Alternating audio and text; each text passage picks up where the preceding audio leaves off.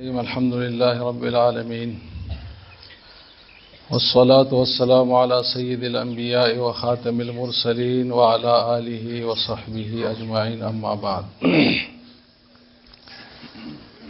قال الله تبارك وتعالى وأقم الصلاة لذكري وقال رسول الله صلى الله عليه وسلم قسمت الصلاة بيني وبين عبدي ولعبدي ما سأل۔ گرامی قدر حاضرین، آج کی مجلس میں ہم ذرا اس پہ گفتگو کریں گے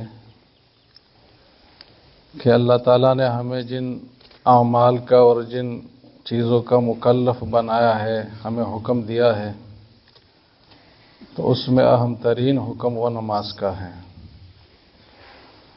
اور یہ اتنی اہم ترین عبادت ہے کہ اس پر باقی پورے دین کے جتنے بھی کام ہیں وہ سب کا دار و مدار ہے۔ جیسے کہ حضرت عمر رضی اللہ تعالیٰ عنہ جب خلیفہ بنے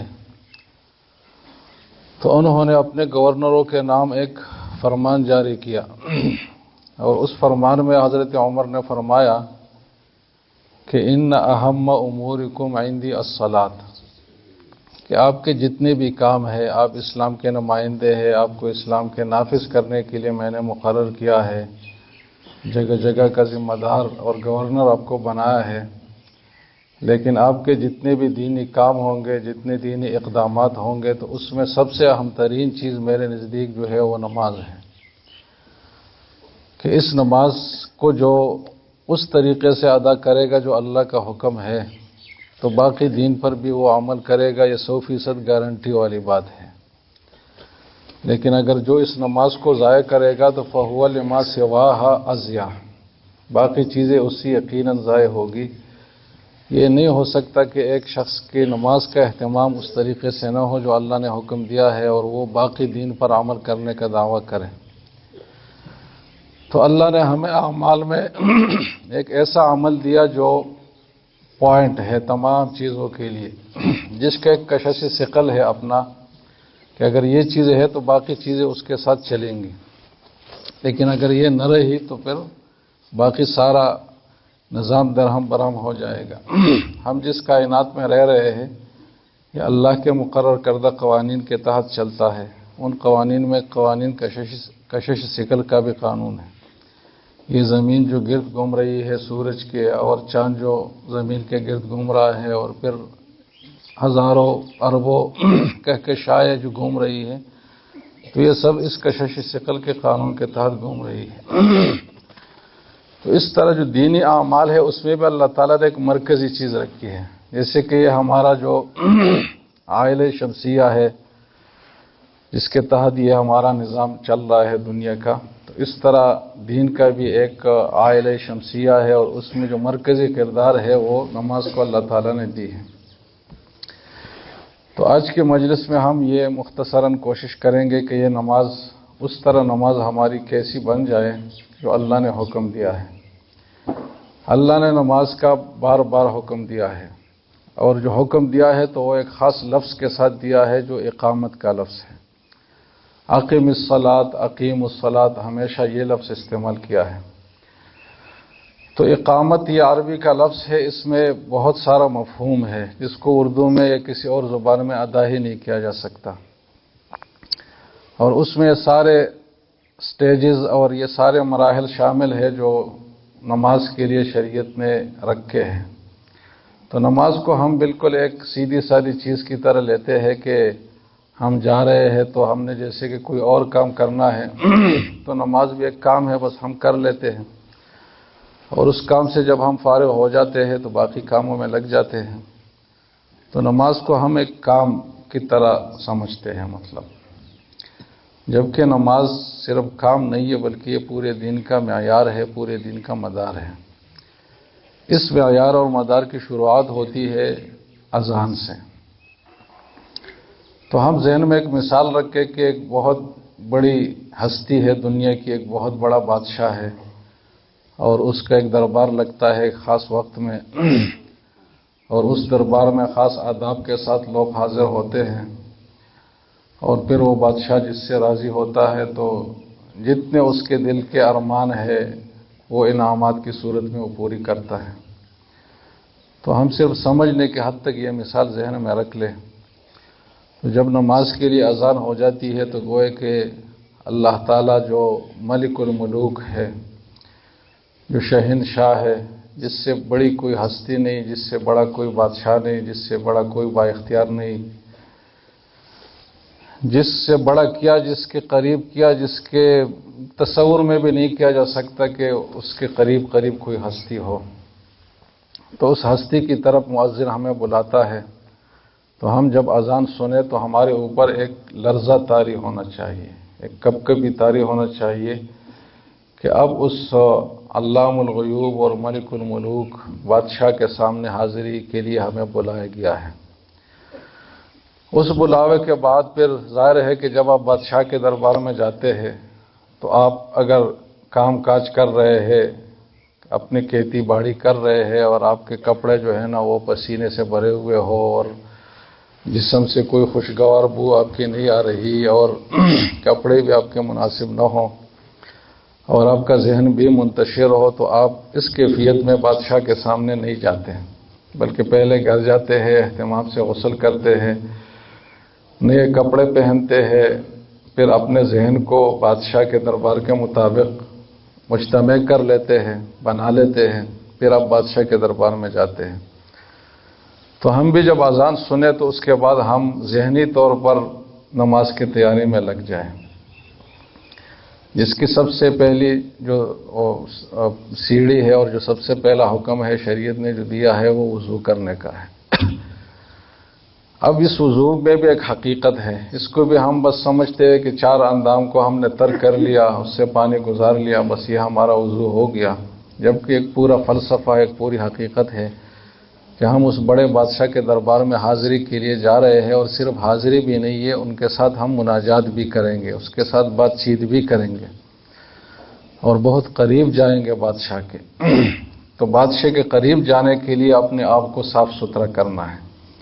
دنیا میں تو مادی چیزوں سے ہم اپنے آپ کو صاف ستھرا کرتے ہیں کہ میل کچیل اتار لیتے ہیں، ذرا خوبصورتی سجاوٹ اپنے اوپر لاتے ہیں، تو شریعت میں یہ بھی مطلوب ہے، اس لیے تو قرآن کا حکم ہے کہ خذوا زینتکم عند کل مسجد، کہ آپ اپنی خوبصورتی کا لباس اور حلیہ ہر جگہ بنائے، لیکن خاص کر جب مسجد میں نماز کے لیے حاضری ہو تو وہاں ضرور بنائیں۔ یہ ہم بہت کمی کوتاہی کرتے ہیں، ہم کسی بڑے آدمی کے پاس جب جاتے ہیں ملنے کے لیے تو بہت خوبصورت لباس پہنتے ہیں، لیکن جب مسجد میں آتے ہیں تو ویسے کیسے لباس میں، جبکہ سب سے اعلیٰ ترین لباس جو آپ کو میسر ہے اپنی حیثیت کے مطابق، تو آپ کو مسجد میں اس لباس میں آنا چاہیے۔ اگر آپ کے کپڑے زیادہ صاف نہیں ہے اور آپ کا دل اس میں مطمئن نہیں ہے اور صاف کپڑے آسانی سے آپ پہن سکتے ہیں تو آپ صاف کپڑے پہنیں، خوشبو لگا سکتے تو خوشبو لگا لیں، اور بھی اپنے آپ کو جو سنوار سکتے ہیں تو سنوار لیں۔ تو اس بادشاہ کی حاضری، دربار کی حاضری وضو سے شروع ہوتی ہے۔ اب اس وضو کی حقیقت جیسے کہ حدیث میں بیان ہوئی ہے کہ جب انسان وضو کرتا ہے اور نیت بھی اس کی وضو کی ہوتی ہے تو اس کے تمام گناہ جو ہے وہ اس کے اعضاء سے ختم ہو جاتے ہیں، جل جاتے ہیں۔ جب وہ ہاتھ دھوتے ہیں تو ہاتھ سے جتنے گناہ ہوئے ہیں وہ نکل جاتے ہیں، حتیٰ کہ ناخن کے نیچے سے بھی وہ گناہ نکل جاتے ہیں۔ جب وہ چہرہ دھوتا ہے تو چہرے سے اور نظر سے جو گناہ ہوئی ہے وہ سب گناہ ختم ہو جاتے ہیں، اور جب سر پہ مسح کرتا ہے تو اس سے بھی گناہ ختم ہو جاتا ہے، جب پورے ہاتھ دھوتے ہیں تو اس سے بھی، جب پاؤں دھوتے ہیں تو اس سے بھی۔ تو ہم جب وضو کریں تو اس نیت کے ساتھ کریں، اس ارادے کے ساتھ کریں کہ ہم گناہوں سے پاک صاف ہو کر اس بڑی دربار میں حاضری کے قابل اور لائق ہو جائیں۔ تو پورے آداب کے ساتھ ہم وضو کریں، جیسے کہ آپ کو طریقہ سکھایا جاتا ہے وضو کا تعلیمات کے ضمن میں۔ تو کسی بھی بات کو، شریعت کے کسی بھی ادب کو معمولی نہیں سمجھنا چاہیے، یہ بہت بڑی بڑی چیزیں ہیں، لیکن اس کی حقیقت اس دنیا میں ہمیں نظر نہیں آتی، اور یہ اللہ نے ایسا کیا ہے اپنے علم اور فیصلے کے تحت کہ اس دنیا میں ہمیں چیزیں نظر نہ آئیں، کیونکہ اس دنیا میں اگر چیزیں ہمیں نظر آنے لگی تو پھر تو ہر آدمی مانے گا، اور جب مانے گا تو پھر ابتلا اور امتحان کا جو ایک بنیاد ہے اس دنیا کے قائم کرنے کے لیے کہ انسانوں کو امتحان میں ڈالے، پھر اس میں کوئی کامیاب ہو کوئی نہ ہو، تو وہ سارا سسٹم ہی خراب ہو جائے گا۔ اس لیے اس دنیا میں اللہ نے چیزیں پوشیدہ رکھی ہیں۔ گناہوں کے نتائج بھی فوری قائم نہیں کیے کہ جیسے گناہ ہو تو فوراً انسان کو اس کا وبال پہنچے، اس کی سزا پہنچے، اور نیکی کا بدلہ بھی فوری نہیں کیا۔ دونوں چیزیں اللہ تعالیٰ نے آخرت پر رکھی ہیں۔ اگر کبھی کبھار کوئی چیز ظاہر ہو جاتی ہے تو وہ کبھی کبھار کا معاملہ ہوگا کہ جب بہت سنگین کوئی چیز ہو جائے، انسان سے بہت بڑا گناہ صادر ہو تو دنیا میں بھی اس کی سزا ملے، یا کوئی بہت بڑی نیکی کرے تو دنیا میں بھی اس کا اجر تھوڑا سا دیکھ لے، لیکن یہ دنیا ہے نہیں ہے اس مقصد کے لیے۔ تو ہمیں اگر نیک اعمال کا ثواب یہاں نظر نہیں آتا اور اس کی جو آسانی اور راحت شریعت نے ہمارے ساتھ جو وعدہ کیا ہے وہ ہمیں نظر نہیں آتی، تو ہمیں مایوس ہونا نہیں چاہیے، اس لیے کہ اس کی یہ جگہ ہے نہیں اس طرح سے۔ اس کی مثال بالکل ایسے ہو کہ جیسے کہ طالب علم نے کلاس میں امتحان دے دیا اور فوراً یہ مطالبہ کرے کہ میرا رزلٹ مجھے دکھایا جائے کہ میرے کتنے نمبر ہیں، تو استاد کہے گا کہ ابھی اس کا موقع نہیں ہے۔ لیکن بعض اوقات ایک طالب علم بہت نمایاں قسم کی کارکردگی دکھاتا ہے تو اسی وقت ظاہر ہوتا ہے کہ یہ پاس ہو گیا۔ تو ہمارے اعمال کے ساتھ بھی کچھ ایسا ہی ہوتا ہے۔ تو جب ہم وضو کریں تو اس نیت کے ساتھ کہ اپنے آپ کو گناہوں سے صاف کر کے اس دربار میں حاضری کے قابل اپنے آپ کو بنائیں۔ پھر جب ہم دربار میں حاضر ہو، مسجد میں آئے، تو بھی مسجد کے آداب کے ساتھ آئے۔ جیسے کہ بادشاہ کے پاس ہم جاتے ہیں تو محل کے جو آداب اور اصول ہے اس کے ساتھ جاتے ہیں، اس میں چوکیدار کے اشاروں کی بھی ہم رعایت رکھتے ہیں، محل میں جو راستے طے ہے جانے کے لیے اس کی بھی ہم رعایت رکھتے ہیں، اور بھی جتنی چیزیں ہوتی ہے۔ تو مسجد میں بھی آدمی اس احتیاط اور عظمت کے ساتھ آئے کہ دل میں ایک بہت بڑا مقام ہو مسجد کا کہ میں ایک بہت بڑی جگہ میں جا رہا ہوں۔ اب اس کے بعد جو ہے وہ ایک بات ذہن میں رکھ لیں، اور وہ بات یہ ہے کہ اس دنیا میں ہمارے ساتھ کئی ٹینشنیں ہیں، کئی مصیبتیں ہیں، کئی ایسی چیزیں ہیں جو ہمیں پریشان کرنے والی ہیں۔ تو ہمیں جب کوئی نفسیاتی بیماری ہوتی ہے تو ہم نفسیاتی ڈاکٹر کے پاس جاتے ہیں، اور اس ڈاکٹر کے ساتھ جب ایک مجلس ہماری ہوتی ہے تو ہمیں بہت تبدیلی محسوس ہوتی ہے۔ ہم جو زندگی سے مایوس ہو چکے ہوتے ہیں تو اس ڈاکٹر کی ایک مجلس سے ہمیں زندگی کی کرن نظر آتی ہے، اور پھر جب دوسری مجلس ہو تو ہمارا ذہن اور صاف ہو جاتا ہے، اور تیسری میں اس سے آگے، اور پھر چوتھی مجلس میں ہم ایک نارمل انسان کی طرح بن جاتے ہیں۔ تو ہم میں سے ہر ایک جب مسجد میں جا رہا ہے تو اس کے ساتھ کئی نفسیاتی بیماریاں لگی ہوئی ہیں، کئی غم ہے اس کے دل میں، کئی مصیبتیں جو اس کو نظر آ رہی ہے، کئی تکلیفیں ہیں جس کو محسوس کر رہا ہے، کئی لوگوں سے اس کو اذیتیں پہنچ رہی ہے، بہت سارے ٹینشن اور خیالات ہے، ذہنی افکار ہے جو اس کو ڈسٹرب کر رہی ہیں۔ یہ سارے شکوے، شکایتیں اور مصیبتیں لے کر ہم مسجد میں جا رہے ہیں، لیکن اگر ہم اس نیت کے ساتھ جائیں کہ یہ وہ دربار ہے جس میں ہمارے مسائل حل ہونے والے ہیں، تو انشاءاللہ پھر نماز کے نتیجے میں ایسے ہی ہوگا۔ جیسے کہ رسول اللہ صلی اللہ علیہ وسلم کے بارے میں آتا ہے کہ کان اذا حضبہ امر فزع الی الصلاۃ، کہ جو بھی بڑی سے بڑی پریشان کن چیز پیش آتی تو حضور کے پاس سب سے پہلا حل یہی ہوتا کہ وہ نماز کی طرف متوجہ ہوتے۔ تو جیسے کہ حضور کے لیے یہ چیز تھی اور اس نماز میں اثر تھا، ہمارے لیے بھی بالکل ایسے ہی ہے، کیونکہ حضور تو ایک معلم کے طور پر ہمیں ہمارے سامنے آئے ہیں۔ یہ نہیں ہے کہ یہ چیزیں ان کے ساتھ خاص تھیں، بلکہ یہ پوری امت کے لیے ہے۔ اس لیے حضرت بلال کو فرماتے تھے کہ ارحنا بہا یا بلال، کہ ہمیں نماز کے ذریعے راحت پہنچائے۔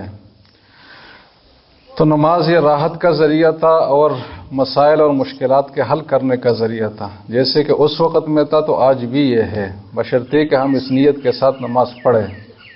ہماری نماز اس نیت کے ساتھ ہوتی نہیں ہے تو کب ہمیں یہ نتائج حاصل ہوں؟ جیسے کہ ایک نفسیاتی ڈاکٹر کے پاس آپ بیٹھے لیکن اپنی نفسیاتی مسئلے کے حل کے لیے نہ بیٹھے، ویسے اس کے ساتھ بیٹھے تو کوئی فائدہ آپ کو نہیں ہوگا۔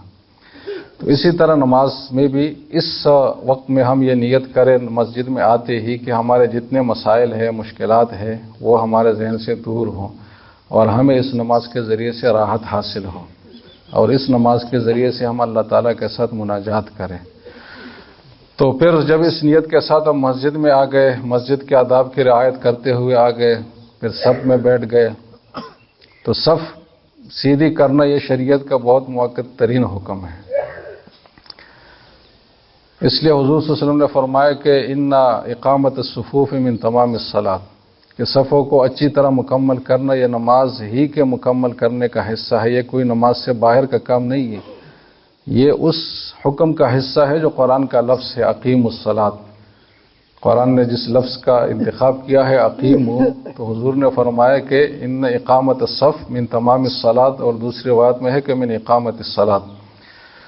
تو ہم سب میں احترام کے ساتھ بیٹھے، ادب کے ساتھ بیٹھے، اور اس نیت کو ہم بالکل انتہا تک پہنچا چکے ہو کہ ہم ایک بہت بڑی ہستی کے ملاقات کے لیے اور مناجات کے لیے جا رہے ہیں، اور اس کے لیے ہم سب میں بیٹھ گئے۔ تو اس مناجات کی نیت کے ساتھ ہم سب میں بیٹھے، پھر جب نماز شروع ہو تو یہ کیفیت ہماری جب اذان سے شروع ہوئی تھی تو یہ مسلسل بڑھ رہی ہے، اللہ تعالیٰ کے حضوری اور اللہ کے سامنے جانے کی جو کیفیت ہے۔ تو نماز میں کھڑے ہوتے ہی جیسے کہ شریعت کا حکم ہے کہ نیت ہم کریں، تو اس نیت کو بھی ہم بہت سرسری سا لے لیتے ہیں، اور بعض جگہوں میں تو کچھ الفاظ ہیں جو لوگ دہرا لیتے ہیں، پشتو میں یا اردو میں، کبھی عربی میں، جبکہ نیت کی یہ حقیقت ہے نہیں۔ نیت کی حقیقت یہ ہے کہ اب میں ایک ایسے کام کی طرف متوجہ ہوا جو میرے لیے بہت بڑا کام ہے، جس میں میرے مسائل کا حل ہے، جس میں میری زندگی موقوف ہے۔ تو ایک ایسی چیز جس پر آپ کی زندگی موقوف ہو، اس چیز کے لیے جب آپ کھڑے ہوتے ہیں، اس کے لیے جاتے ہیں، تو اس وقت آپ کی کیا کیفیت ہوتی ہے؟ انتہائی خوف اور رجا کے درمیان، یعنی ڈر اور امید کے درمیان، کہ یا تو یہ چیز حاصل ہو جائے گی تو مجھے بہت بڑی کامیابی ملے گی، اور یا اس چیز میں ناکام ہوں گا تو بہت بڑے خسارے کا سامنا کروں گا۔ تو ہم نماز کی نیت بھی اسی کیفیت میں باندھ لیں کہ یہ بہت بڑے ایک چیز میں ہم داخل ہو رہے ہیں، ایک بہت بڑی ہستی کے سامنے ہم کھڑے ہو رہے ہیں، اور اس نے خود ہمیں بلایا ہے، ہمارے اوپر شرف اور کرم اور اعزاز اور اکرام کیا ہے کہ خود ہی ہمیں موقع دیا ہے کہ آ جاؤ، میری ملاقات کرو، مجھ سے بات کرو، مجھ سے مانگو، میں تمہیں دوں گا۔ تو اس موقع پر اگر ادھر ادھر ہو گیا میں تو بس ختم، اور اگر کامیاب ہوا تو زبردست قسم کی کامیابی مجھے ملے گی۔ تو ہم نیت نماز کی کریں تو اس کیفیت کے ساتھ کریں۔ پھر نیت کے بعد جب ہم تکبیر باندھے تو تکبیر کے لفظ پر ہمیں سوچنا چاہیے کہ کیسا لفظ شریعت نے منتخب کیا ہے اس موقع کے لیے۔ اس سے بڑا مناسب لفظ کوئی ممکن ہی نہیں ہے کہ آپ اس موقع کے لیے منتخب کریں، وہ ہے اللہ اکبر کا لفظ۔ اللہ اکبر کا مطلب کیا ہے کہ اللہ تعالیٰ ہر چیز سے بڑا ہے، یعنی میرے آس پاس جو دنیا ہے، میرے ذہن میں جتنی بھی چیزیں ہیں، میرے ذہن میں جتنے بھی مسائل ہیں، میرے ذہن میں جتنی بھی پریشانیاں ہیں، میرے ذہن میں جن چیزوں کی جتنی اہمیت ہے، میرے ذہن میں جن چیزوں سے جتنا خوف ہے، ان تمام چیزوں سے اللہ تعالیٰ کی ہستی بڑی ہے۔ تو اللہ اکبر کے لیے جب ہم نے ہاتھ اٹھا دیے تو گوئے کہ ہم نے دماغ کی وہ کیفیتیں اور وہ چیزیں جو ہمیں مشغول کر رہی تھی، ہمیں تنگ کر رہی تھی، اور وہ چیزیں جو ابھی ہمیں نماز میں شیطان وسوسے ڈالے گا کہ تمہارے دکان کا کاروبار ایسا ہوگا، تمہارا جو فلاں سیٹلمنٹ ہے وہ ہوگی یا نہیں ہوگی، وہ فلاں سے جو پلاٹ خریدنا تھا وہ ہوگا نہیں ہوگا، اس ملک پر جو حملہ ہونا تھا وہ آج ہوگا نہیں ہوگا، بہت بڑی بڑی چیزیں بھی آپ ذہن میں لائے تو وہ اللہ اکبر کے سامنے ختم ہو جائیں گے، اور جیسے آپ نے ہاتھ اٹھا لیا تو گویا کہ وہ ساری چیزیں آپ نے پیچھے پھینک دیں اور اپنے آپ کو صرف اللہ تعالیٰ کی طرف متوجہ کیا۔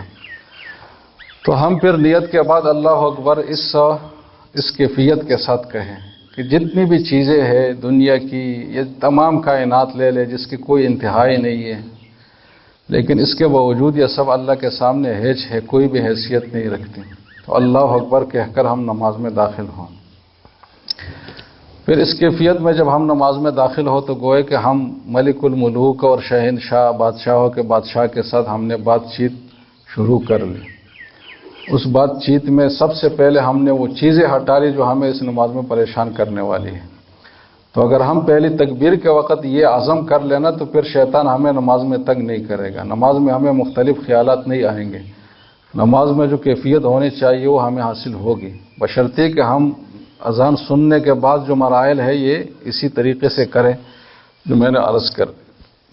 تو اللہ اکبر کے بعد جب ہم نے مناجات شروع کی بہت بڑی ہستی کے ساتھ، تو کسی بھی بڑے آدمی کے ساتھ جب آپ کوئی مقصد کی بات کرتے ہیں تو سب سے پہلے اس کی آپ تعریف کرتے ہیں، اس کے بارے میں اپنے حسن ظن، اپنے اچھے گمان کا اظہار اچھے الفاظ میں کرتے ہیں. تو گویا کہ سبحانک اللہم و بحمدک جو ثنا کہلاتی ہے جو ہم پڑھتے ہیں، تو یہ تمہید ہے اس اصل مناجات کے لیے، اس مقصودی بات کے لیے جو اس کے بعد ہم اللہ کے دربار میں عرض کریں گے. تو اس میں اللہ تعالیٰ کی تسبیح ہم نے بیان کر لی، سبحانک اللہم، کہ اللہ آپ پاک ہے ہر قسم کی کمی کوتاہی سے، ہر قسم کے عیب سے. و بحمدک، اور تمام کمال کی تعریف آپ کے لیے ثابت ہے. آپ کا نام بہت برکت والا ہے، آپ کی شان بہت اونچی ہے، آپ کے علاوہ کوئی معبود ہمارا نہیں ہے. ہم آپ سے کچھ بات چیت کرنا چاہتے ہیں. تو وہ بات چیت پھر سورہ فاتحہ سے شروع ہوتی. اس بات چیت سے بھی پہلے دو چیزیں ہیں، ایک تعوذ اور ایک تسمیہ. تو اس میں بھی ایک حکمت ہے. اعوذ باللہ جب ہم پڑھتے ہیں تو اس لیے کہ شیطان ایک بہت بڑی چیز ہمارے اوپر مسلط ہے اور وہ ہمیں کسی بھی وقت گمراہ کر سکتا ہے. اور وضو اور نماز کے لیے خاص قسم کے شیطان الگ الگ مقرر ہیں. وضو کے لیے ایک شیطان ہے جو انسان کو وسوسوں میں ڈالتا ہے، وہ دین کے نام پر اس کو وسوسوں کا بیمار بنا لیتا ہے کہ آپ نے ہاتھ دھویا تو یہ صحیح نہیں دھویا، دوبارہ دو، پھر بھی صحیح نہیں ہوا تو 3 بار دو، 4 بار، 5 بار، اس طرح چہرہ دھویا تو صحیح نہیں ہوا، دوبارہ دھویا، 6 بار. مطلب مسنون مقدار سے زیادہ جو آپ کو بڑھا رہا ہے تو وہ شیطان ہی بڑھا رہا ہے. آپ کو یقین کرنا چاہیے کہ مسنون مقدار سے جب میں نے اعضاء دھو لیے 3 بار تو بس وہ وضو میرا ہو گیا. اس کے بعد وسوسوں کو بالکل نظر انداز کریں، اس لیے کہ یہ شیطان ہے جو انسان کو کسی بھی حالت میں نہیں چھوڑتا. وہ اگر نیکی کے کام کر رہا ہے تو اس نیکی سے اس کو مایوس کرے گا، وہ اگر نیکی نہیں کر رہا تو برائی کی طرف اس کو لے جائے گا. تو انسان کسی حال میں انسان کا پیچھا چھوڑتا نہیں ہے. جب تک یہ روح نکلتی نہیں ہے تو انسان کسی کا پیچھا نہیں چھوڑتا. صرف انبیاء تھے جو شیطان کے پیچھا ہونے سے اور پیچھے کرنے سے محفوظ تھے، باقی تمام انسان اس ابتلا میں اللہ نے ان کو رکھا ہے. تو جب ہم نے یہ اللہ کی بڑائی بیان کر لی، اس اصل مناجات شروع کرنے میں ہم جا رہے ہیں تو اس سے پہلے شیطان سے ہم پناہ مانگیں اور پھر بسم اللہ الرحمن الرحیم کہہ کے اللہ سے ہم مدد مانگیں کہ ہم بہت بڑا ایک کام کر رہے ہیں آگے، تو اس میں آپ کا تعاون ہمیں چاہیے اور آپ کے نام کی برکت ہمیں چاہیے. تو بسم اللہ ہم اس نیت سے پڑھیں.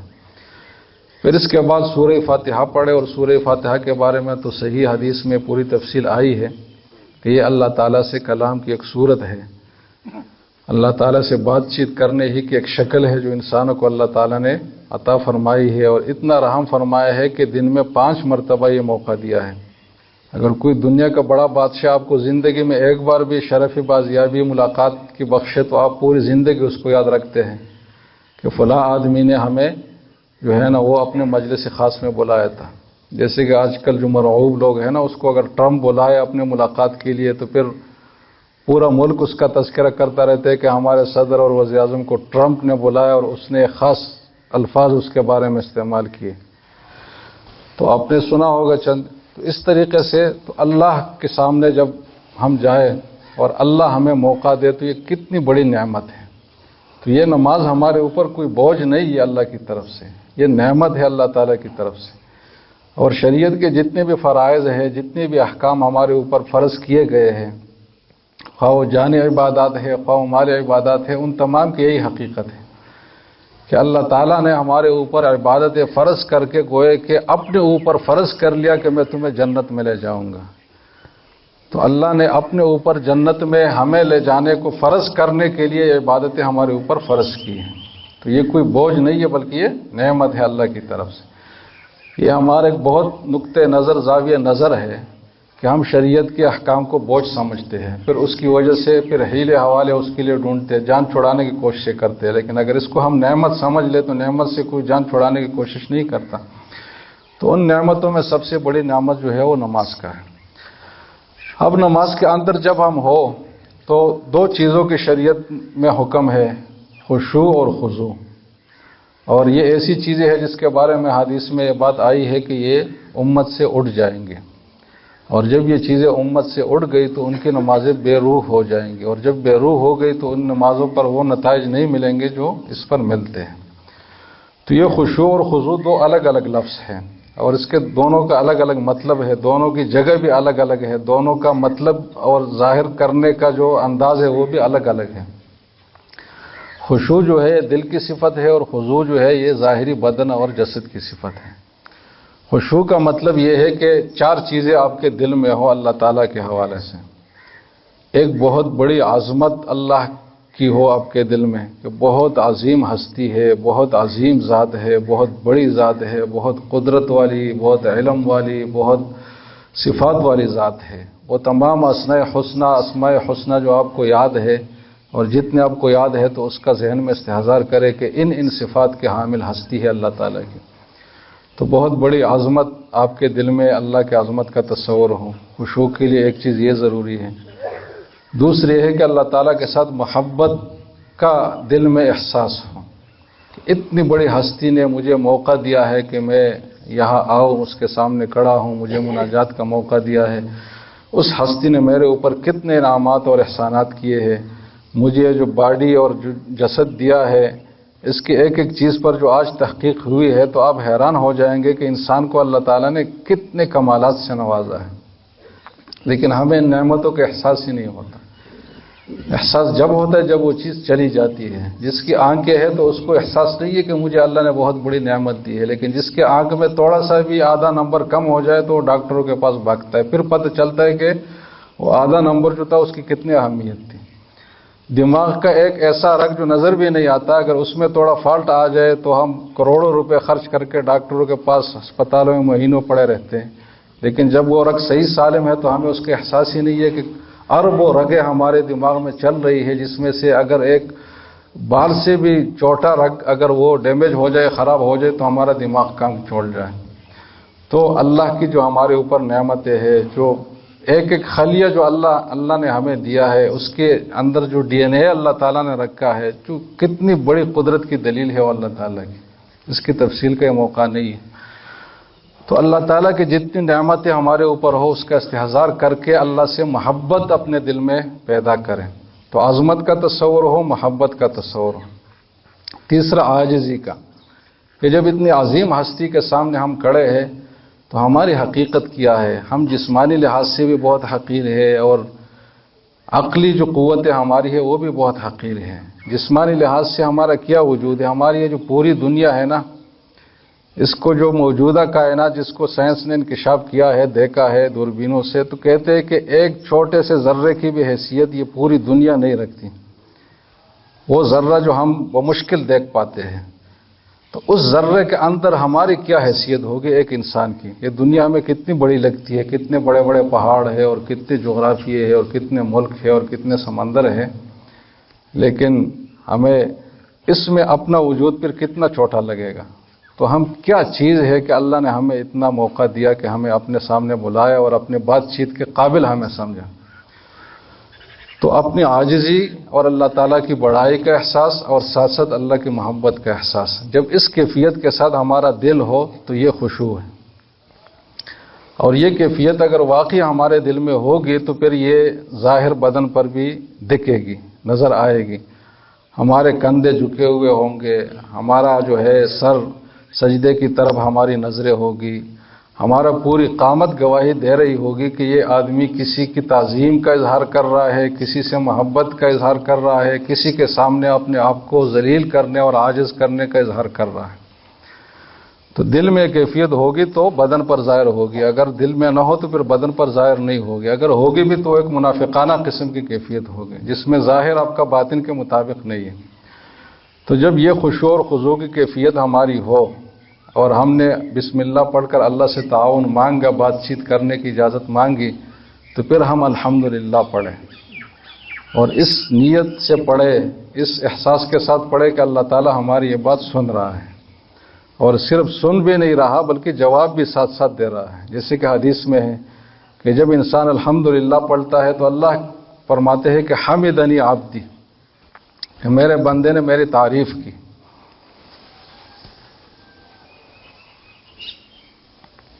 تو آپ یہ سوچیں کہ اللہ میرے بارے میں کہہ رہا ہے کہ اس بندے نے میری تعریف کی، اور حدیث میں ہے کہ جب بندہ پڑھتا ہے الرحمن الرحیم تو اللہ تعالیٰ فرماتے ہیں کہ اثنا علی عبدی، کہ اس نے میرے لیے اچھے کلمات کا اظہار کیا اور میری تعریف میں بڑے کلمات اس نے استعمال کیے۔ اور جب مالک یوم الدین بولتا ہے تو اللہ فرماتا ہے کہ مجدنی عبدی، اس نے مجھے بڑی شان والی ہستی کے طور پر ظاہر کیا اور دکھایا۔ تو یہ جو الفاظ ہم پڑھے تو اس کا معنی ہم سمجھ لیں اور اس معنی کے استحضار کے ساتھ ہم پڑھیں کہ الحمدللہ تمام تعریفیں اللہ کی ہے۔ اس جملے کا مطلب بھی ہم نہیں سمجھتے کہ تمام تعریفیں اللہ کی ہے کہ مطلب کیا ہے۔ بظاہر ہم مطلب یہ سمجھتے ہیں کہ میں اگر کوئی تعریف کروں تو وہ اللہ کے لیے ہے، آپ اگر کوئی تعریف کرے تو وہ اللہ کے لیے ہے۔ اس جملے کا صحیح مطلب یہ ہے کہ اس دنیا میں، اس کائنات میں جتنی بھی چیزیں آتی ہے نا، سامنے نظر آتی ہے، تو ہر چیز میں کوئی نہ کوئی خوبی کی صفت ہے۔ جیسے کہ موبائل میرے سامنے ہے تو اس میں کئی خوبیوں کی صفات ہیں، کئی چیزیں ہیں۔ یہ بہت صاف ستھرا دکھائی دیتا ہے، اس میں بہت سارے فنکشن ہے، اس سے بہت سارے کام لیے جاتے ہیں۔ یہ لاؤڈ سپیکر جو میرے سامنے، اس میں بہت ساری خوبیاں ہیں، اگر آپ اس کی فہرست بنائیں گے تو پورا ایک صفحہ بھر جائے گا۔ تو جتنی بھی چیزیں اس دنیا میں موجود ہے اس میں جو خوبی کا پہلو ہے تو وہ اس چیز کے لیے وہ خوبی نہیں ہے، بلکہ وہ خوبی در حقیقت اللہ کے لیے ثابت ہے۔ اگر آپ کے پاس بہت بڑا اچھا مکان ہے، بہت بڑی اچھی گاڑی ہے، اس میں بہت ساری چیزیں ہیں، خوبی والی صفات ہے، تو وہ صفات اس چیز کی نہیں ہے بلکہ وہ صفات حقیقت میں اللہ کے لیے ہے۔ اس لیے کہ اس کے پیچھے پورا ایک فلسفہ ہے، یہ کائنات کیسے وجود میں آ گیا۔ آج کل ملحدین جو خدا کے منکر ہیں وہ کہتے ہیں کہ آپ لوگ کہتے ہیں کہ اللہ تعالیٰ نے آدم سے بنایا، اس موجود چیزوں کو اللہ تعالیٰ نے نہ ہونے سے بنایا، تو نہ ہونے سے تو کوئی چیز نہیں ہو سکتی نا، تو کیسے نہ ہونے سے ہونا ہو گیا؟ تو ایک اشکال ہے ملحدین کرتے، تو اس کا جواب یہ ہے کہ کائنات نہ ہونے سے نہیں بنی، وہ ہونے سے بنی ہے، لیکن وہ ہونا اس کائنات کا نہیں ہے بلکہ وہ اللہ تعالیٰ کا ہونا ہے، کہ اصل وجود اللہ تعالیٰ کی ہے۔ پھر اس وجود کے بعد اللہ تعالیٰ نے ان چیزوں کو وجود دیا ہے۔ کیسے وجود دیا ہے؟ اس کو مناظر حسن گیلانی رحمہ اللہ کی کتاب ہے دین القیم کے نام سے، جو اہل علم حضرات ہیں وہ ضرور پڑھ لے، وہ بہت کام کی کتاب ہے، بہت گہری کتاب ہے۔ اس میں جو وحدت الوجود کا فلسفہ ہے نا، اس کو ایک صحیح انداز میں سمجھایا گیا ہے۔ تو خلاصہ اس کا یہ ہے کہ اللہ تعالیٰ کے بے شمار صفات ہیں، اور یہ جو کائنات ہے نا، یہ اللہ تعالیٰ کی صفات کا مظہر ہے۔ اللہ کی صفات ان چیزوں کی شکل میں ظاہر ہوئی ہے۔ جیسے کہ ایک حدیث ہے کہ کنت کنزا مخفیا، کہ میں ایک پوشیدہ خزانہ تھا۔ اللہ تعالیٰ فرماتے ہیں کہ میں ایک پوشیدہ خزانہ تھا، تو میں نے چاہا کہ میں ظاہر ہو جاؤں تو میں نے کائنات تخلیق کر لی۔ تو اس کائنات کی تخلیق جو اللہ نے کی ہے وہ اللہ تعالیٰ کی صفات کا مظہر ہے۔ کیسے ہے؟ مثلا اللہ تعالیٰ کی 4 صفات ہے، رحمان ہے، رحیم ہے، مالک ہے، قدوس ہے مثلا۔ تو ان 4 صفات کا اللہ تعالیٰ نے اپنے علم میں اس سے ایک مرکب چیز بنائی، اس کی ایک شکل بنائی، مطلب ایک فارمولہ، جیسے کہ ہم سمجھے کہ جیسے کہ چیز ہم بناتے ہیں نا، اس کے ایک فارمولہ پہلے لکھا جاتا ہے، پھر اس فارمولہ کے مطابق چیز بنتی ہے۔ تو اللہ تعالیٰ نے چند صفات اپنے ملا کر اس سے ایک ایسا فارمولہ بنایا جس سے یہ چیز بنتی ہے مثلا۔ تو یہ چیز اللہ کی ذات تو نہیں ہے، اللہ کی صفت بھی نہیں ہے، لیکن یہ آیا ہے اللہ کی صفت کے نتیجے میں، کہ اللہ نے علم، ارادہ، قدرت، پھر جو صفات اس میں ہے ان صفات کے مطابق جو اللہ تعالیٰ کی صفات ہے، اس صفات کے ذریعے سے چاہا کہ ایسی چیز پیدا ہو تو وہ چیز پیدا ہو گئی۔ دوسری کچھ صفات کے ذریعے چاہا کہ یہ لوہے جیسی چیز پیدا ہو تو یہ پیدا ہو گئی۔ ایک اور صفات کے مجموعے کے ذریعے چاہا کہ انسان جیسی ایک چیز پیدا ہو تو انسان پیدا ہو گیا۔ ایک اور اللہ کی صفات کے مجموعے چاہا کہ آسمان جیسی ایک چیز پیدا ہو تو یہ پیدا ہو گئی۔ تو تمام جتنی چیزیں ہیں یہ اللہ تعالیٰ کے اسماء و صفات کا مظہر ہے، اور ان چیزوں میں جو خوبیاں ہے تو وہ اصل اللہ کی طرف جاتی ہے، وہ اللہ کی صفت کی وجہ سے اس چیز میں ظاہر ہوئی ہے۔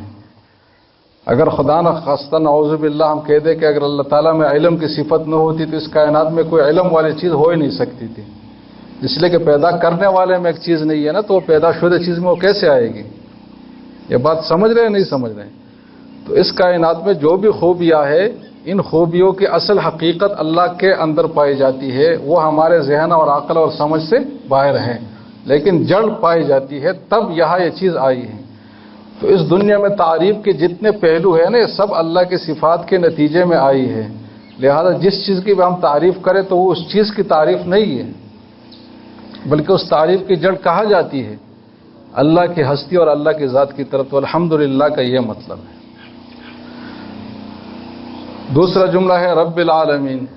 تو اللہ کے جو صفات اور کمالات ہے، یہ اس میں اللہ نے بخل سے کام نہیں لیا کہ اپنے لیے کمالات ہے تو بس اپنے پاس ہی رکھ لیے، بلکہ وہ کمالات اس کائنات کے اوپر اللہ نے ڈال دیے ہیں، اس کائنات کے اوپر استعمال کیے ہیں، اور ہر چیز کے اوپر اللہ تعالیٰ نے وہ اپنے کمالات استعمال کیے ہیں۔ استعمال کیسے انداز میں کیے ہیں؟ ایسے نہیں کہ ایک دم کسی پر ایک چیز ڈال دی، بلکہ تربیب اور ربوبیت کے طریقے سے، کہ درجہ بدرجہ چیز کو ابتدا سے لے کر پہلے پوائنٹ سے دوسرے، دوسرے سے تیسرے، تیسرے سے چوتھے، پھر انتہائی شکل تک پہنچائے۔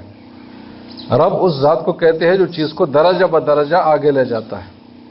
تو اللہ تعالیٰ نے یہ کائنات درجہ بدرجہ آگے لے جانے کی صورت میں اپنائی ہے۔ اسی سے لوگوں کو غلطی ہوئی ہے، ڈارون وغیرہ کا جو نظریہ ارتقاء ہے نا، وہ اللہ تعالیٰ کی اس صفت تخلیق کے اس خاص طریقے کی وجہ سے ان کے ذہن میں غلط فہمی آئی کہ جب ایک چیز چھوٹی تھی تو وہی تھوڑی سی ترقی کر کے بڑی ہو گئی، تو پھر وہ تھوڑی سی ترقی کر کے مزید بڑی ہو گئی۔ تو اس سے ان لوگوں نے یہ نظریہ نکالا کہ کوئی خدا وغیرہ نہیں، یہ چیزیں خود بخود ایسے آگے بڑھ رہی ہیں۔ اس کا جواب یہ ہے کہ کیا یہ ضروری ہے خدا کے لیے کہ جب وہ کوئی چیز پیدا کرے تو فوراً ہی پیدا کرے؟ کیا اللہ تعالیٰ ایسی تخلیق نہیں کر سکتے کہ وہ درجہ بدرجہ ہو؟ تو اللہ نے تمام چیزیں بنائی ہے، لیکن درجہ بدرجہ۔ انسان ایک نطفے کی شکل میں ہوتا ہے جو نظر بھی نہیں آتا، پھر وہ بنتا ہے آخر ایک پورا انسان بن جاتا ہے۔ تو اس طریقے سے ہر چیز اللہ تعالیٰ ربوبیت کے طریقے پر آگے بڑھاتا ہے کہ درجہ بدرجہ اس کو مطلب یہ کہ بنا کر، اس کو سنوا کر اور اس کو تیار کر کے اور اس میں کمالات ڈال کر آگے پہنچاتا ہے انتہا تک۔ تو رب العالمین ہے وہ ذات۔ اور رب صرف ہمارا نہیں، یہ عالمین جتنی بھی چیزیں ہیں، ہر چیز کا اپنا اپنا عالم ہے۔ جنات ایک عالم ہے، فرشتے ایک عالم ہے، تو انسان ایک ہے، تو جو ہے مثلا سمندر کی جو چیزیں وہ ایک الگ عالم ہے، اس میں بھی مستقل ہے۔ پھر ہوا میں جو چیزیں وہ الگ عالم ہے، پھر جمادات کا الگ عالم ہے، نباتات کا عالم ہے، حیوانات کا الگ ہے، انسانوں کا الگ ہے۔ تو تمام عالمین کو اللہ تعالیٰ نے اس طریقے سے وجود میں لا کر آگے انتہا تک پہنچایا ہے۔ تو رب العالمین کو ہم اس نیت سے پڑھیں۔ پھر الرحمن الرحیم کو ہم اس نیت سے پڑھیں کہ اس ہمارے اوپر جتنی بھی نعمتیں ہیں، کسی کے پاس کم ہے، کسی کے پاس زیادہ ہے، تو اللہ تعالیٰ نے اپنی رحمت کی دو سطحیں رکھی ہے۔ ایک تو یہ ہے کہ وہ رحمتی وسعت کل شیء، کہ ہر چیز تک پہنچتی ہے۔ دوسری ایک خاص رحمت ہے جو خاص انسانوں تک پہنچی ہے۔ تو کسی انسان میں جو خاص بات ہے وہ دوسرے میں نہیں ہے، تو اللہ تعالیٰ کے ایک خاص رحمت کے نتیجے میں وہ بات ہوئی ہے۔ جیسے کہ قرآن کی آیت ہے وَرَبُّكَ يَخْلُقُ مَا يَشَاءُ وَيَخْتَارُ، دونوں باتیں اس میں فرمائی گئی ہیں کہ اللہ تعالیٰ چیزوں کو پیدا بھی کرتا ہے، پھر ان پیدا شدہ چیزوں میں بعض کو مختار اور پسندیدہ قرار دیتے ہیں کہ آگے درجات تک اس کو پہنچاتے ہیں۔ جیسے کہ تمام انسانوں میں انبیاء کو آگے تک پہنچایا، تو تمام انسانوں پر بھی اللہ تعالیٰ کی رحمت کا ظہور ہے، لیکن وہ رحمان کی صفت کے تحت ہے، اور انبیاء پر بھی ہے لیکن وہ رحیم کی صفت کے تحت ہے۔ پھر جتنے بھی انسانوں میں فرق مراتب ہے، رحمان اور رحیم ان تمام مسائل کا حل ہے کہ اس کے پاس یہ چیز ہے، اس کے پاس نہیں ہے، اس کے پاس یہ ہے، اس کے پاس نہیں ہے، اس لیے کہ اللہ تعالیٰ نے صفات اس طریقے سے استعمال کی ہے جس میں اللہ کی اپنی حکمت ہے۔ تو جب ہم یہ تعریف اللہ کی کریں کہ تمام تعریفیں جتنی بھی ہمیں خوبی کی چیزیں آتی ہے نظر، تو اس تمام کی اصل جڑ اللہ تک پہنچتی ہے، اور اللہ نے وہ تمام صفات اس کائنات میں کو وجود میں لانے میں استعمال فرمائی ہے، اور پھر اس میں مختلف مراتب اللہ تعالیٰ نے بنائے ہیں۔ تو جب یہ پورا نظام ہمارے سامنے آئے گا تو خود بخود ایک سوال آئے گا کہ اس پورے نظام کا آخر نقطہ اور مطلب کیا ہے؟ وہ یہ دنیا یہی تک ہے، بس ختم ہو جائے گی؟ اگر یہ دنیا یہی تک ہے اور اس کے ساتھ آخرت نہیں ہے، تو اس دنیا سے زیادہ کوئی بے معنی چیز ہے نہیں، اس طرح سے اس دنیا سے زیادہ کوئی ظالمانہ چیز ہے نہیں، اس سے زیادہ کوئی بے عقلی کی بات ہو ہی نہیں سکتی۔ تو یہ کیسے ممکن ہے کہ اس دنیا کی چیزیں یہی ختم ہو جائیں، جیسے کہ جو قیامت کے منکرین ہیں، کفار ہیں، ان کا عقیدہ ہے؟ اگر اس دنیا کی چیزیں یہی تک ختم ہو گئے تو پھر تو فلسطین کے مظلوم مسلمان اور جو ظالم یہودی وہ تو برابر ہو گئے، کیونکہ اس دنیا میں دونوں ختم ہو گئے، نہ اس کو کوئی اچائی کا بدلہ ملا، نہ اس کو کوئی برائی کا بدلہ ملا۔ تو یہ ممکن ہی نہیں ہے کہ یہ کائنات یہی تک ہو۔ لہذا آخرت ایسی ضروری ہے دنیا کے لیے، جیسے کہ ماں کے پیٹ میں اگر بچہ ہو گیا تو جیسے کہ اس کا پیدا ہونا ضروری ہے نا، تو اس طریقے سے اس کائنات کے نتیجے میں قیامت کا وجود میں آنا ہی ضروری ہے۔ اس لیے قرآن و حدیث میں قیامت کے لیے یہ تعبیر اختیار کی گئی ہے، جیسے کہ ماں کی ولادت ایک فطری چیز ہے جس کو ماں بھی نہیں روک سکتی، تو اس کائنات کے نتیجے میں آخرت بھی ایک فطری چیز ہے جس کو کوئی بھی نہیں روک سکتا۔ تو مالک یوم الدین میں پھر قیامت کی بات آئی، اور پھر اس میں اللہ تعالیٰ کی بڑائی ظاہر ہو گئی کہ وہاں تمام قدرت ظاہراً اور باطناً اللہ کے پاس ہی ہوگی۔ اس دنیا میں تو ہم دیکھتے ہیں کہ بہت سارے بادشاہ ہیں، اتھارٹیز ہیں جن کے پاس ظاہری قدرتیں ہیں، لیکن وہاں یہ ظاہری بادشاہت یہ سب چیزیں ختم ہو جائیں گی، اور یہ اعلان اور یہ نعرہ لگے گا کہ لمن الملک اليوم للہ الواحد القہار۔ پھر آگے ہم ایاک نعبد و ایاک نستعین پر پہنچے، جو اصل پوائنٹ ہے اس کا۔ اس لیے حدیث میں آیا ہے کہ یہ ایسا جملہ ہے کہ جو اللہ اور انسان کے درمیان ہے، اس میں کچھ حصہ اللہ سے متعلق ہے تو کچھ حصہ انسان سے متعلق ہے۔ تو اللہ سے متعلق یہ ہے کہ اللہ کو معبود بنانے کا اور معبود اختیار کرنے کا اظہار اس میں ہے کہ ہم آپ کو بطور معبود اپناتے ہیں، بطور معبود آپ کو اختیار کرتے ہیں، آپ کی عبادت، اپنے آپ کو عابد اور آپ کو معبود ہم بناتے ہیں۔ لیکن اس عبادت کے عمل میں چونکہ بہت بڑا کام ہے تو اس میں ہم آپ کی مدد کے محتاج ہیں، تو ایاک نستعین میں پھر اللہ سے مدد طلب کی گئی ہے۔ تو اللہ کی عبادت اور اللہ کی استعانت یہی حقیقت ہے توحید کی، کہ عبادت اللہ کی ہو، لیکن اس عبادت میں بھی انسان اپنے آپ کو خود کفیل نہ سمجھے کہ میں خود ہی کر سکتا ہوں، بلکہ اس میں بھی اپنے آپ کو اللہ کا محتاج سمجھے۔ تو یہ ایسا جملہ ہے جس میں پورا خلاصہ گوئے کہ آ گیا شریعت کا، عبادت اور استعانت، یہی دو چیزیں ہمارے دین کی بنیادی باتیں ہیں۔ یا تو ہم عبادت کر رہے ہوں گے اور اس عبادت میں بھی اللہ سے مدد طلب کر رہے ہوں گے، اور ہم اللہ سے مدد طلب کر رہے ہیں بذات خود ایک مستقل عبادت بھی ہے۔ تو عبادت اور استعانت یہ دو چیزیں شریعت کا خلاصہ ہے۔ تو جب یہ ہم نے اپنا مطالبہ، اپنا مدعا پیش کیا تو پھر ہم دعا کریں گے اللہ سے، اہدنا الصراط المستقیم۔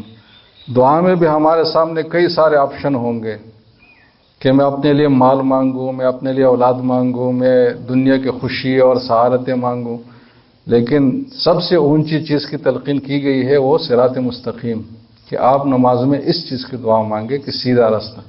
اس لیے کہ اس دنیا کی جتنی بھی چیزیں ہیں نا، وہ جتنی بھی اچھی ہو جائے لیکن وہ ایک لمحے کی چیزیں ہیں۔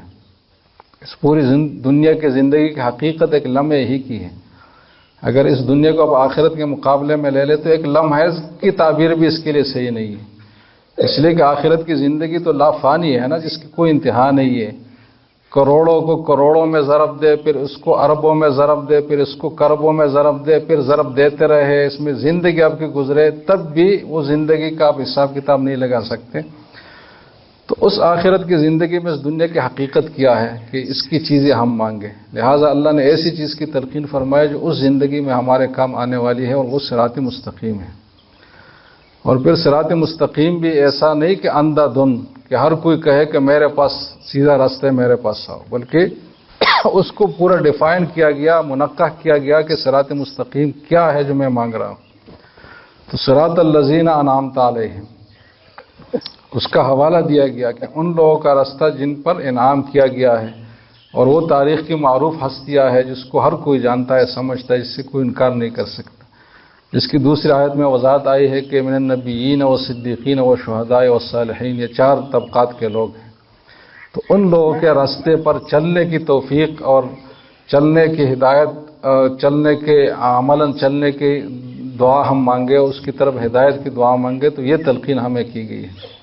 اور پھر ساتھ ساتھ ہمیں دوسرا جو سلبی پہلو ہے وہ بھی بتایا گیا ہے کہ صحیح راستہ تو میں مانگتا ہوں، اس پر مجھے قائم رکھ، لیکن غلط لوگوں کے راستے سے بچائے، غیر المغضوب علیہم ولا الضالین۔ اور غلط لوگوں میں بھی دو قسم کے لوگوں کی نشاندہی کی گئی، ایک وہ ہے جن کے پاس عمل تھا لیکن علم نہیں تھا، اور دوسرا تھا جس کے پاس علم تھا لیکن عمل نہیں تھا. یہ یہود و نصارہ ہے. نصارہ عبادت میں بہت آگے تھے. رہبانیت ایک پورا ان کے مذہب کا ایک حصہ تھا جس میں وہ پوری دنیا کی چیزوں کو، دنیا کی لذتوں کو، دنیا کے نعمتوں کو چھوڑ کر جنگلوں میں جا کر، خلوت خانوں میں جا کر عبادتیں کر کر کے اپنی زندگی ختم کرتے تھے. ان کے پاس عمل تو تھا لیکن علم نہیں تھا درست طریقے کا. اور یہود کے پاس علم تو تھا لیکن عمل نہیں تھا. تو ان دونوں سے پناہ مانگی گئی ہے اور ان دونوں کی نفی کی گئی ہے کہ مجھے سیدھے راستے پر چلا جو انبیاء کا راستہ ہے، اور ان لوگوں کے راستے سے بچا جو بے علم اور بے عمل لوگوں کا راستہ ہے. تو اس طریقے سے دعا مکمل ہو جاتی ہے. پھر آخر میں آمین کہتے ہیں کہ اس دعا کو اللہ تعالیٰ قبول فرمائے. اور پھر یہ سورہ فاتحہ ایک متن کی حیثیت رکھتا ہے. پھر اس کے ساتھ جو بھی قرات امام صاحب کرے گا یا آپ خود کریں گے تو اس سے خود بخود مربوط ہوگا، اس لیے کہ سورہ فاتحہ میں تمام چیزیں آئی ہیں. مثلا آگے جو آیت امام پڑھے گا تو یا تو وہ آخرت سے متعلق ہوگا تو وہ مالک یوم الدین سے مربوط ہے، یا اس میں اللہ کی کوئی تعریف اور بڑائی کا بیان ہوگا تو الحمدللہ سے اس کا تعلق ہے. اس میں کوئی عبادت کا حکم ہوگا تو ایاک نعبد سے متعلق ہے. اس میں کوئی استعانت اور اللہ سے مدد مانگنے کی ترغیب دی گئی ہوگی تو ایاک نستعین سے متعلق ہے. اس میں انبیاء کا واقعہ ذکر کیا ہوگا تو وہ صراط الذین انعمت علیہم سے متعلق ہے. اس میں یہود و نصارہ کی بات ہوگی تو غیر المغضوب علیہم ولا الضالین.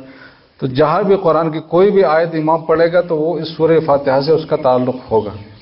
تو آپ اگر عالم ہے تو اپنے ذہن میں وہ تعلق بنائیں کہ سورہ فاتحہ کے کس حصے سے اس باقی تلاوت کا تعلق بن رہا ہے. تو اس استحضار کے ساتھ جب ہم پہلی رکعت پڑھیں گے اور رکوع تک ہم پہنچیں گے اور پھر اللہ اکبر کہیں گے تو یہاں بھی اللہ اکبر کا یہ مطلب ہے کہ اگر شیطان نے کوئی کوشش کی ہے اور آپ کے دماغ میں کوئی خیالات ڈالے ہیں تو آپ دوبارہ اللہ اکبر کہہ کر اس کو پیچھے پھینک دیں، ختم کریں. اور پھر رکوع اور سجدے کی تسبیحات ہے، پھر بیچ بیچ میں اللہ اکبر ہے. تو اس طریقے سے اگر ہم نماز پڑھیں گے تو انشاءاللہ پھر جو خشوع و خضوع کی کیفیت ہے نا نماز میں وہ ہمیں حاصل ہوگی. اور نماز کی ایک ہیبت جو ہمارے اوپر طاری ہونی چاہیے نا وہ ہمارے اوپر نظر آئے گی.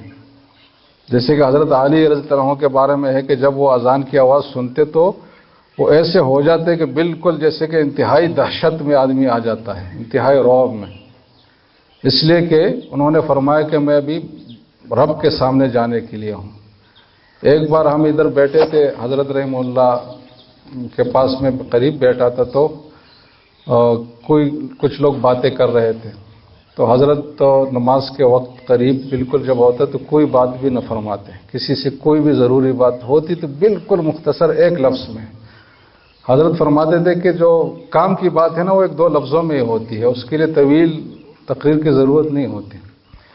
تو کچھ لوگ باتیں کر رہے تھے تو اس وقت میں فرمایا کہ بھائی آپ یہاں جو سب میں بیٹھے ہوئے ہیں تو آپ کس تصور کے ساتھ بیٹھے ہوئے ہیں؟ جیسے کہ کوئی میلے میں آئے ہیں گپ شپ کے لیے، اس طرح تو نہیں ہے. آپ ذہن میں یہ بات لائے کہ میں اللہ کے سامنے ابھی کھڑا ہونے والا ہوں اور اس کی تیاری میں بیٹھا ہوں. اور جب تک جیسے کہ حدیث میں ہے کہ انسان جب نماز کے انتظار میں ہو تو وہ نماز کے اندر ہی شمار ہوتا ہے. تو اپنے آپ کو جب مسجد میں سب میں بیٹھے ہوئے تو ایسے سمجھے کہ میں نماز کے اندر ہوں، تو کسی سے بات ہی نہ کرے سرے سے، الا یہ کہ بہت ہی ضروری ایمرجنسی کی بات ہو تو وہ مختصر سی کر لے تو ٹھیک ہے. تو حضرت کے خود بھی یہی کیفیت ہوتی تھی کہ جب نماز کا وقت ہوتا تو ایسے آدمی کو دیکھتے جیسے کہ آپ کو پہچانتے نہیں ہے سرے سے، حالانکہ بہت ایک قریبی تعلق ہوتا تھا، لیکن عین نماز کے وقت بالکل اجنبیت ان کی آنکھوں میں آ جاتی تھی. اس وجہ سے کہ وہ اس کیفیت کے ساتھ نماز میں جا رہے ہوتے تھے. شران مطلوب ہے. ہماری نمازوں میں بنیادی کمی یہ ہے کہ ہم نماز کی شروعات وہی سے نہیں کرتے کہ جب ہم نے اذان سنی. سب چیزیں چل چلاؤ میں کرتے ہیں اور نماز کو ایک کام سمجھ کر کرتے ہیں. اس لیے پھر نماز کی جو ہے کیفیات نہیں ہوتی، پھر دل بھی نہیں لگتا. پھر نماز اگر طویل ہو گئی تو ہم وہ بھی ہو جاتے ہیں کہ ذرا لمبی ہو گئی نماز. اگر اس کیفیت کے ساتھ ہوگی تو آپ کو نماز کی لمبائی کا احساس ہی نہیں ہوگا سارے سے، اور آپ ہمیشہ تشنگی میں رہیں گے کہ کاش یہ نماز تھوڑی اور طویل ہوتی، کاش اس کیفیت میں کچھ اور ہوتا. تو یہ ایک بہت بڑی نعمت اللہ نے دی ہے ہمیں. اور پھر اس کے جو اوقات اللہ تعالیٰ نے متعین فرمائے ہیں اس میں بہت بڑی حکمت ہے کہ دن کے بالکل شروع میں، بلکہ شروع سے بھی پہلے ہمیں نماز کی نعمت دی گئی تاکہ ہم قوی عزم اور قوی نفسیات کے ساتھ دنیا کے کاموں میں جائیں۔ اگر آپ کو میں ایک فرض کروں کہ ایک آدمی نے فجر کی نماز پڑھی پوری تیاری کے ساتھ، آداب کے ساتھ، اور وہ باہر نکلا اور اس کو کسی نے اطلاع دی کہ تمہارا والد مر گیا، تو اس آدمی کا جو رد عمل ہوگا، اور وہ آدمی جو اس کو آپ نیند سے اٹھائے جس نے نماز نہیں پڑھی اور اس کو آپ اطلاع دے رہے کہ تمہارا والد مر گیا، تو دونوں کا کیا رد عمل ہوگا؟ زمین آسمان کا فرق ہوگا نہیں ہوگا؟ بالکل ہوگا، اس وجہ سے کہ ایک کے پاس نماز کی قوت ہے، دوسرے کے پاس وہ نہیں ہے۔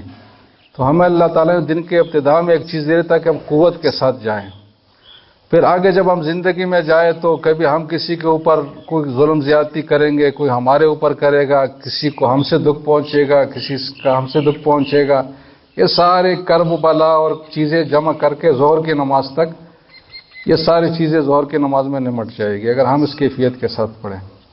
پھر اس کے بعد جب دوبارہ آپ دنیا میں گئے، لوگوں میں گل مل گئے، کچھ اونچ نیچ ہو گئی، تو عصر کی نماز اگر اس کیفیت کے ساتھ ہم نے پڑھی تو وہ ساری چیزیں ہوا ہو جائیں گی۔ اس طریقے سے مغرب اور عشاء، تو اس میں نفسیات کا بھی سکون ہے، اس میں دل کا بھی سکون ہے، اور یہ ایسی عبادت ہے جس کو حضرت حکیم الامہ نے فرمایا ہے کہ ہر عبادت کی شان اللہ تعالیٰ نے اس میں رکھی ہے نماز میں۔ اس میں جہاد کی شان بھی ہے، اس میں روزے کی شان بھی ہے، اس میں ذکر تو ہے ہی، کیونکہ اقیم الصلاۃ لذکری، وہ تو بنیادی مقصد ہے نماز کا۔ تو جتنی بھی شریعت کے اہم اعمال ہیں نا، سب کا کچھ نہ کچھ عنصر رکھا گیا ہے نماز میں، تو یہ اتنی جامع عبادت ہے۔ تو یہ سب چیزیں ہم بہت قیمتی سمجھیں اور اللہ کی بہت بڑی نعمت اس کو اپنے لیے سمجھ لیں، بوجھ نہ سمجھیں، تو تب ہمیں نماز کا احساس ہوگا، نماز کا مزہ آئے گا، اور پھر نماز کے جو فوائد اور اثرات ہیں وہ ہوں گے۔ اور یہ بہت ہی ایک علمی موضوع ہے، بہت تفصیلی موضوع ہے، اس پہ بہت ساری کتابیں لکھی گئی ہے۔ علامہ ابن قیم رحمہ اللہ کی کتاب ہے اسرار الصلاۃ کے نام سے، جو اہل علم حضرات ہیں وہ ضرور پڑھ لیں، اور بھی اس نام سے کتابیں ہیں۔ تو یہ تو بہت ہی خلاصہ کر کے میں نے تھوڑا سا ایک آپ کو بتا دیا وقت کے حساب سے۔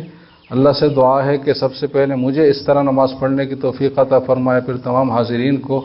اقول قولی ھذا واستغفر اللہ لی ولکم ولسائر المسلمین۔